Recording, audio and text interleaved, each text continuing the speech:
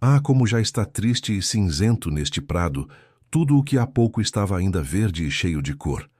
Zaratustra lamenta a perda de esperança que outrora levara à sua colmeia. Todos esses corações juvenis se tornaram velhos, ou melhor, simplesmente fatigados, comuns e cômodos. Eles se justificam dizendo: tornamos a ser piedosos. Não há muito tempo Zaratustra os vira andar briosamente, mas as pernas do conhecimento fatigaram-se, e agora caluniam até os seus brios da manhã. Muitos antes alçavam as pernas como bailarinos, o riso acenava-lhes com sua sabedoria, mas depois refletiram e acabaram curvados, arrastando-se até a cruz. Antes giravam em redor da luz e da liberdade como mosquitos e jovens poetas. Um pouco mais velhos, um pouco mais frios, e já estão acocorados ao amor do lume como santarrões. Teriam eles desfalecido por Zaratustra ter sido tragado pela solidão como uma baleia? Teriam escutado em vão suas trombetas e seus gritos de arauto? Ai, são sempre muito poucos os que têm um coração de largo fôlego e larga impetuosidade. E são também os únicos de espírito perseverante.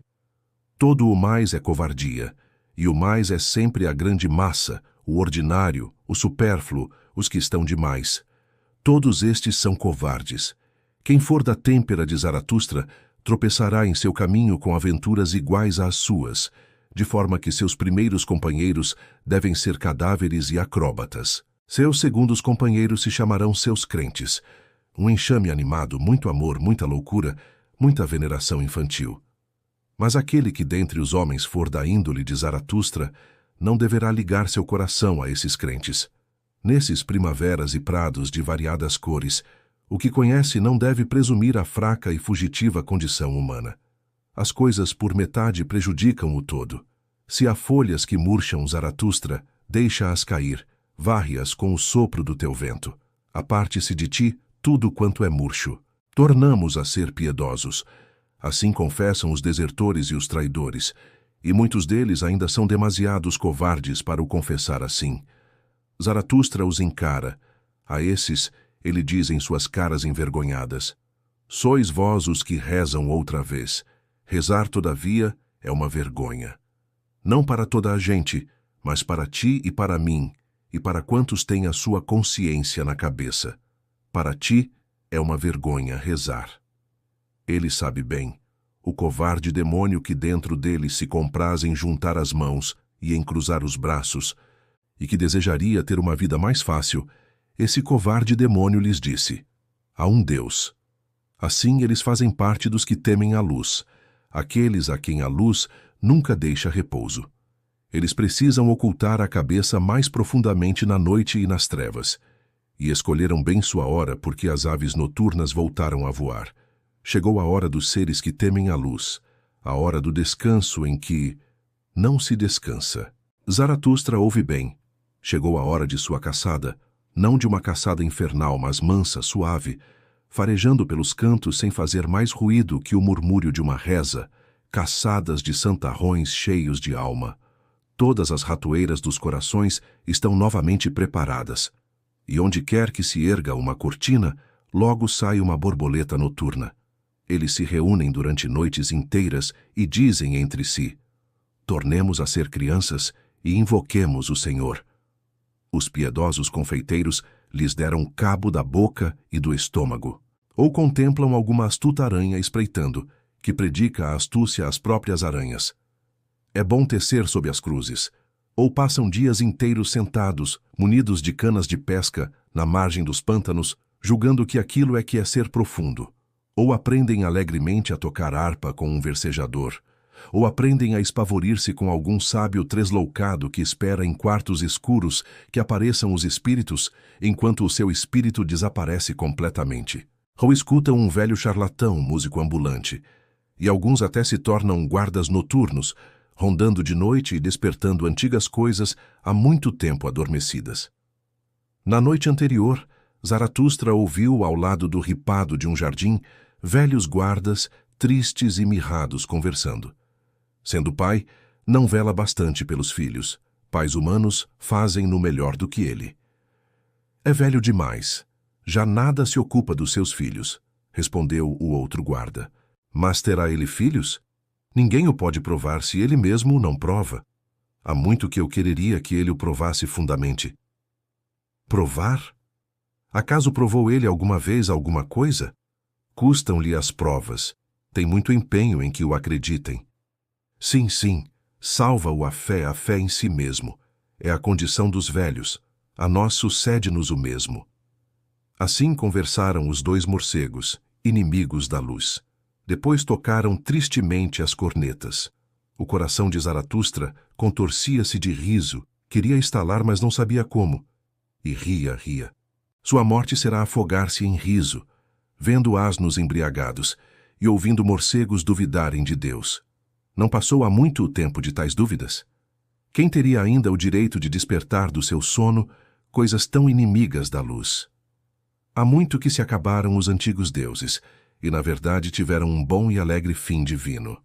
Não passaram pelo crepúsculo para caminhar para a morte. É uma mentira dizê-lo. Pelo contrário, mataram-se a si mesmos a poder de riso.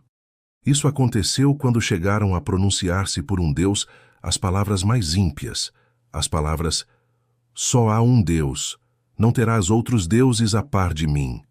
Um Deus velho, colérico e zeloso que se excedeu a este ponto. Então todos os deuses se puseram a rir, e agitando-se nos seus assentos exclamaram: não se baseia precisamente a divindade em haver deuses e não Deus. Quem tiver ouvidos que ouça. Assim falava Zaratustra na cidade que amava, e que se chama a Vaca Malhada, pois dali só mediam 2 dias de caminho para chegar à sua caverna ao pé dos animais que amava, e sempre se lhe alegrava a alma ao aproximar-se o seu regresso. A passagem dos desertores e traidores é uma veemente crítica de Nietzsche através de Zaratustra, aqueles que, tendo vislumbrado a liberdade e a audácia de uma vida sem amarras, retrocedem para a segurança da fé e da mediocridade. O ensinamento central aqui é que a piedade não é um sinal de virtude, mas de covardia, especialmente para aqueles que já provaram do conhecimento. Zaratustra denuncia a fraqueza de espírito daqueles que se curvam até a cruz após terem dançado como bailarinos em torno da sua sabedoria. Ele vê nesses desertores a incapacidade de sustentar a dureza da liberdade e a coragem de criar seus próprios valores. A volta à piedade é descrita como uma fuga da luz, um esconderijo na escuridão da fé e da tradição. As ratoeiras dos corações estão prontas para capturar aqueles que temem a liberdade. Nietzsche, através de Zaratustra, zomba da caçada de santarrões cheios de alma, da falsa profundidade daqueles que pescam em pântanos sem peixes e da hipocrisia de quem busca a fé por conveniência ou vingança. A cena dos 2 morcegos duvidando de Deus é um clímax irônico, onde a própria dúvida se torna uma forma de covardia, pois os velhos deuses já se mataram a poder de riso, não por um crepúsculo sombrio. Eles riram quando a ideia de um Deus único, colérico e zeloso se tornou a máxima, pois a divindade, para Nietzsche, reside na pluralidade, na multiplicidade de possibilidades e na ausência de um tirano moral. O verdadeiro desafio é sustentar a própria liberdade, a própria criação, sem desertar para o conforto das crenças pré-estabelecidas. É um convite a ser um coração de largo fôlego e larga impetuosidade, a varrer as folhas murchas do conformismo e a abraçar a coragem de ser quem se é, rindo dos velhos deuses e da covardia de uma fé que limita a vida. Se a visão de Nietzsche sobre os desertores da fé e a coragem de rir dos velhos deuses te fez refletir sobre suas próprias escolhas, curta este vídeo e compartilhe-o com alguém que precisa de audácia para seguir seu próprio caminho. Deixe seu comentário. Qual folha murcha você precisa varrer da sua vida? E não se esqueça de se inscrever no canal para mais insights que expandem a mente e nos desafiam a sermos mais do que somos. Até a próxima.